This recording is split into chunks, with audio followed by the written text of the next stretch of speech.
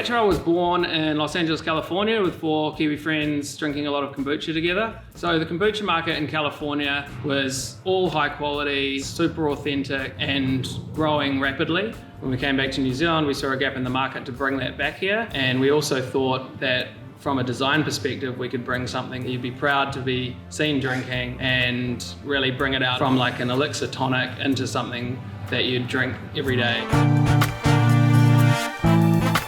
We make a really traditional kombucha, similar to how you would make it at home, just with a lot more science. So the first thing we do is start with a really big cup of tea, essentially. Super strong black and green tea, organic tea. Then we blend in organic sugar and then add the culture, which is a symbiotic colony of bacteria and yeast in its liquid form. Then we put that into 10-litre glass jars, and then we add the mother culture, which is another part of the SCOBY. And is that what most people would kind of refer to as like the mother, or the big kind of floating weird thing on the top, right? The mushroom, the mother, any of that, the SCOBY itself. And so we add that, and that helps fermentation. And then we put that on the racks in a set temperature, and we leave that for about 7 to 8 days. And over that time, the sugar gets converted into alcohol, and the alcohol gets converted into acetic acid by the bacteria, which is the symbiotic nature of the fermentation. Yeah, and when you talk about acetic acids, is that the good stuff that's good for your gut, right? It's good stuff, the same stuff that's in apple cider vinegar. So yeah, really good for you and really delicious as well. Cool. And so when we pull it off the ferment is when it's at a balance between sweet and sour.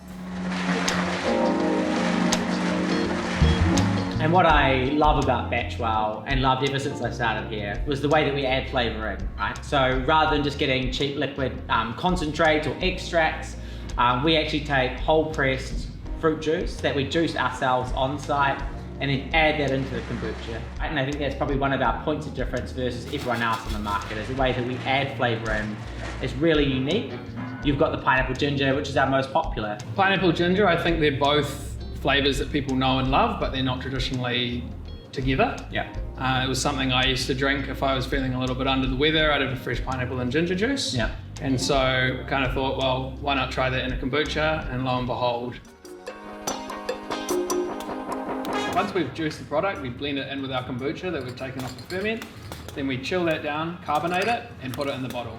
And we put it in the bottle right here on site, down the labeler, bottled by hand into a counter pressure filler, capped, put in the box and put straight in the fridge. And the reason why we put it in the fridge, right, is because we don't pasteurize the product. And by pasteurization, we're kind of talking about boiling it, or heat treating it, or cooking it. And the live bacteria and yeast can reactivate at certain temperatures. So to keep it crisp, delicious, and at the right carbonation and flavour, we keep it in the fridge for its entire shelf life. You might see other brands that don't require that, and that is because they have less living organisms and there's less risk of that re-fermentation.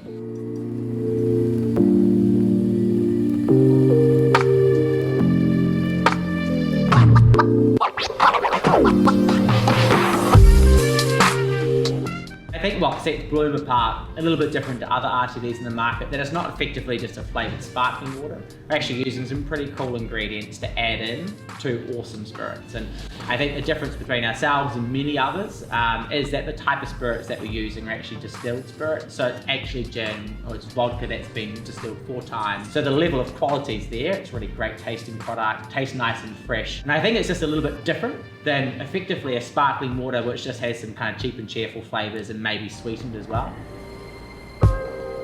The great thing about our business is we've got a lot of our own in-house capability in terms of producing product, but we're also nimble enough to be able to produce product outside of these 4 walls. We've got some great supply partners and an awesome range of ideas that we can take to market over the next 12 months. I think developing what we've already got, collaborations, new flavours, as you said, flexible. We're in a position now where we can diversify, make more products, make different products, and then build on the brand that we've already got.